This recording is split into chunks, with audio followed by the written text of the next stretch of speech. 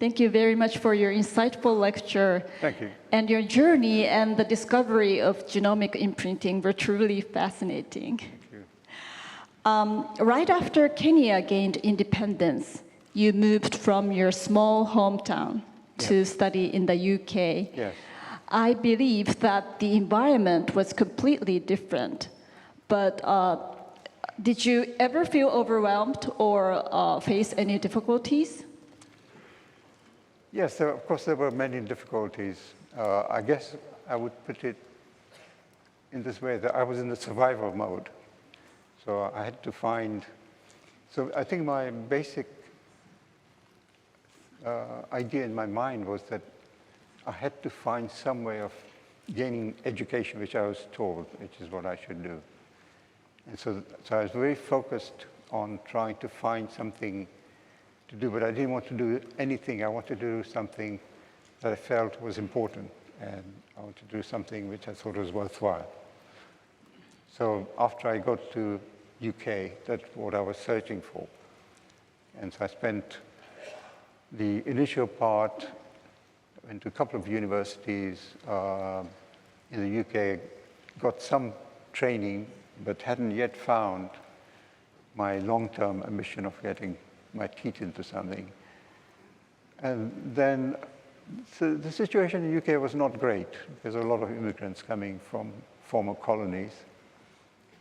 So it was a difficult period, and I got a little bit disenchanted. So I actually left UK. I went to Paris with the idea that I'd probably not come back. But during my 2 years in Paris, which was very enjoyable, I learned about non-scientific things like art and literature and so on, politics as well, because it was post-68 after the student revolution, so it was quite an exciting time to be there. I met Bob Edwards, who, it was a chance meeting, and it was a lucky break for me. He offered me a position to do a PhD. So I went to Cambridge with that, and then I found my direction from that. Yes, I think you were lucky. I was very lucky. Yes. What do you think, what makes the difference between those chance meeting and the letting it pass by? Well, the thing is, when I met Bob by accident, I never thought that this was my opportunity, because this was a very casual meeting. So I think sometimes you're not aware that this is something which is going to be a very life-changing meeting. In retrospect, you think this was very important. So it's not always very obvious. And I hadn't gone and met him. There was no expectation. I was just chatting to him. And I don't think he had expected to offer me anything. Oh, really? So it was just happens. You have to be lucky in life too. I see. If you hadn't been born and raised in Kenya, how different do you think your view of life and science might have been? Well, when I went to UK in 1963, I could have ended up anywhere. There was I didn't have any plan or anything. It was completely unplanned and unexpected. I was just trying to figure out things that I would enjoy doing and hope I could find it. And so I had no plan. And I think if I hadn't been born in Kenya and went there later, I don't know what would have happened. I didn't know when I went to the UK what would happen. Okay. You have been conducting research that challenges conventional thinking, such as virgin birth. What kind of boy were you as a child? Oh. You're asking me things that happened such a long time ago. Sorry about that. As somebody said, the older you get, the more clearly things that never happened. So, that's. I think I was lucky in some ways that I was born in the African landscape, which was very had diverse life form.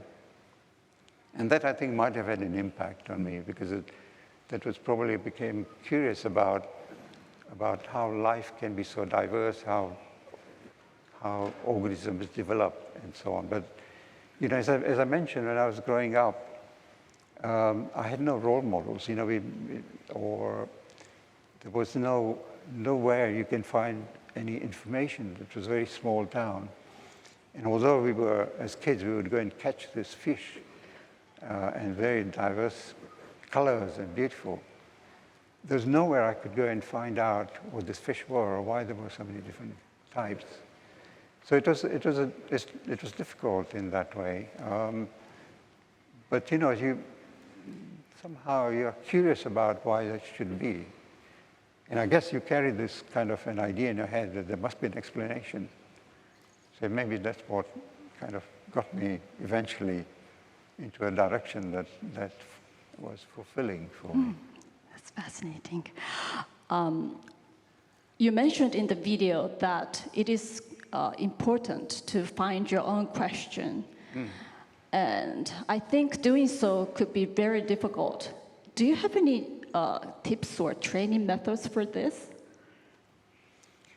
No, I think my view is that in science, the most difficult thing is to find the question. You know, it sounds very simple, but that really is the most difficult thing, to articulate the question that you think would be interesting. And as I also mentioned, you have to define the question, and you also have to have some idea of why you think it might be important. And if you have those things together, that becomes your driving force, because you need something to keep you going. Because the thing about research, which people in the audience who are scientists will know, that most experiments fail. Yes. You know, it's not like you go into a lab and everything works. Most of the experiments fail. You have to learn from your failed experiments.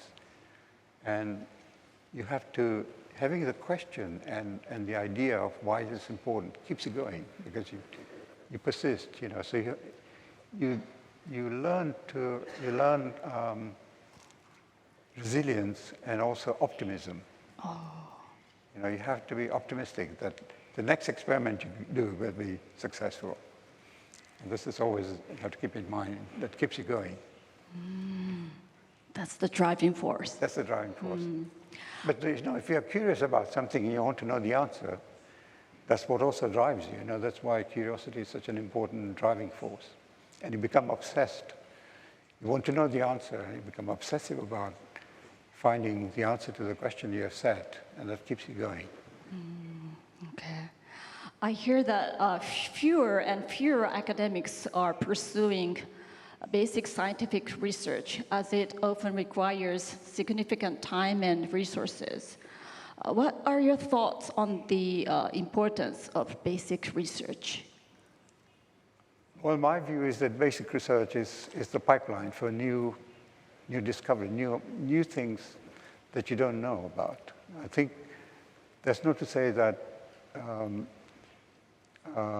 applied research, translational research is also very important, because that's where you find cures for diseases and so on. But I think if you want to find new knowledge, you have to have the ability to find something that is unknown. And I think the curiosity can lead you into discoveries, unanticipated discoveries, like I did for genomic imprinting. This was not something I went to look for. It just happened that I found it. It just happened? It just happened. Oh, wow. But it just didn't happen. It took many, many years of very hard work. But eventually, yeah, I was fine. Wow. When you encounter obstacles in your research, how did you overcome them? Well, I drank a little bit, time to time. But no, I think you somehow, you know, you get over, you know, failures, and you have to kind of think through it and think, because I think failed experiments also teach you things. So you have to kind of be calm about it and sit down and assess, you know, why things are not working. and then you try to redesign experiments and keep going. I heard that your lab attracts many researchers from around the world. What do you value most in your lab? I think one of the things which I've been very fortunate with is that I've always had a lab with people of many different nationalities. Many Japanese colleagues also came there. And somehow, I think having people from different backgrounds and different nationalities, it's interesting that people have different ways of solving problems, and having a mixture of people and different ideas coming together in this kind of a lab, about 10 people or so, creates some kind of dynamism which may not occur otherwise. And so I've been fortunate having this kind of many nationalities and people from different backgrounds and so on coming together, sharing the curiosity about something and fascinated by some problem, and come together. So, and then magic happens. Magic happens. Wow, that's so incredible. What kind of advice would you give to them? Don't stop, just keep going. You know, you don't be put off by things that deter you. Don't say, you know, this is an obstacle. You just have to keep going, and as I said, be optimistic, because if you keep going and keep trying, you know, it's amazing how things work out. It may not be the result that you anticipated, but you will get something out of it. Okay. Thank you very much, Dr. Srani. Thank you. ありがとうございました。Thank you.